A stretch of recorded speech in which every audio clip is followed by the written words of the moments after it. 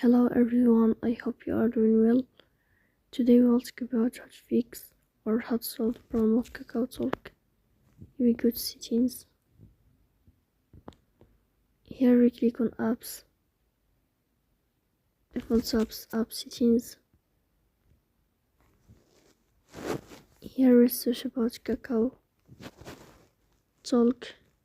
and we click here in this page.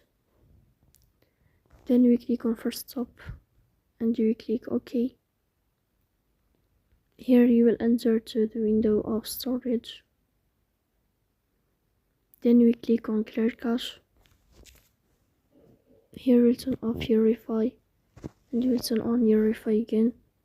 So please don't forget to support us by like and subscribe.